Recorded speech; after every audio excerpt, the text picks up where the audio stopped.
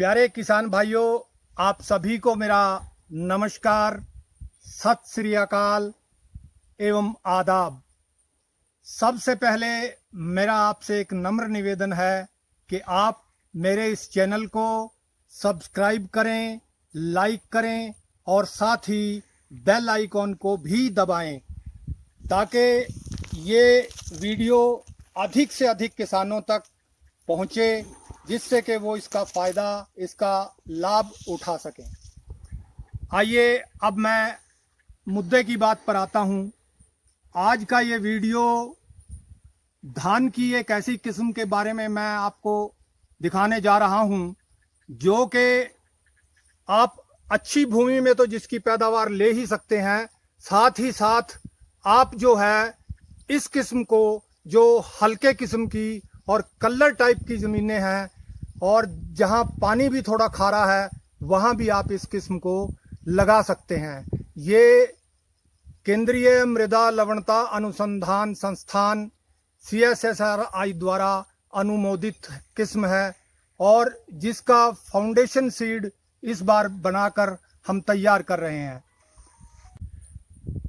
इस किस्म की जो स्टैंडिंग है वो आप ये देखिए, ये आपके सामने इस किस्म का पूरा खेत लगा हुआ है और इसकी क्रॉप को आप भली भांति देखिए, कितनी साफ क्रॉप खड़ी है, कोई बीमारी इस क्रॉप में नहीं है और बहुत ही लंबी और सघनी बालियां हैं।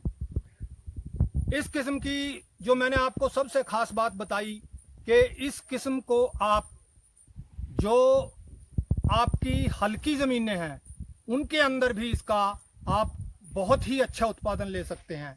यानी एवरेज जो है वो 30 क्विंटल के आसपास आप इसकी ले सकते हैं, जो हल्की ज़मीनें हैं उनमें भी। और अगर आपका देखभाल और प्रबंधन अच्छा है तो आप 35 क्विंटल तक भी जा सकते हैं। तो ये जो किस्म है ये किसानों के लिए एक बहुत ही बेहतरीन किस्म है और इस किस्म का नाम है CSR 56 यानी CSR 56। ये किस्म बहुत ही बढ़िया किस्म है। इस किस्म के साथ मैं आपको इसके साइड वाला खेत भी दिखाता हूँ जो कि PR 128 का है।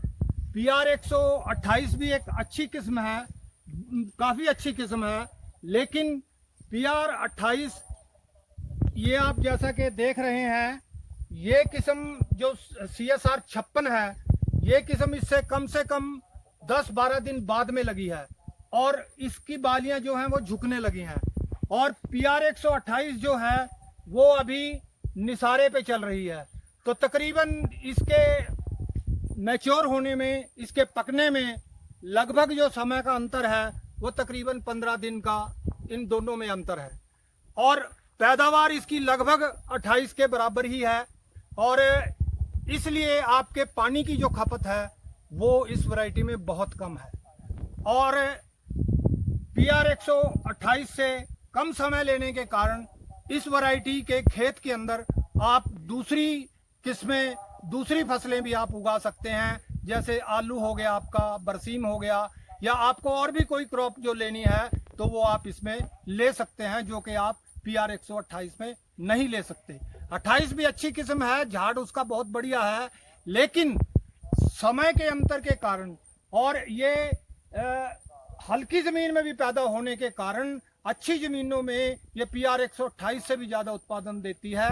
तो इसलिए इस किस्म को आप लगाइए, पानी की बचत भी होगी और आपके हल्के खेतों में भी ये आपको अधिकतम उत्पादन। और इस किस्म की एक और मैं आपको खास बात बताता हूँ। इसकी स्टैंडिंग आप देख रहे हैं, कितनी बढ़िया स्टैंडिंग है। इसके बावजूद भी इसके अंदर जो फर्टिलाइजर यूज किया गया है वो सिर्फ 1.5 बैग जो है वो यूरिया का डाला है और 1 बैग इसके अंदर DAP का डाला है, 10 किलो जिंक डाला है। सिर्फ ये खुराक इसको दी गई है और ये बहुत हल्के खेत में लगाई हुई है, बहुत हल्की ज़मीन के अंदर ये लगी हुई है। तो ये आप देखिए, आपके सामने कितनी बढ़िया क्रॉप खड़ी है। दूसरा, जैसा कि आप जानते हैं, मैं अपने किसान भाइयों को सिर्फ जो तथ्यपरक या बिल्कुल सही जानकारी होती है वही पहुंचाने की कोशिश करता हूं। मेरा ये मकसद कतई नहीं है कि जो वैरायटी आपके लिए लाभदायक नहीं है उसके बारे में भी मैं आपको बताऊं या किसी का वैसे ही प्रचार करूं, ये मेरा बिल्कुल भी लक्ष्य नहीं है। मेरा लक्ष्य तो आपको अधिक उत्पादन देने वाली किस्में और बीमारी से को सहनशील जो किस्में हैं वही बताना है, ताकि मेरे किसान भाई का बढ़िया से बढ़िया उत्पादन हो और उसकी अच्छी आमदनी हो। तो इन्हीं शब्दों के साथ मैं अपनी वाणी को विराम देता हूँ। जय हिंद।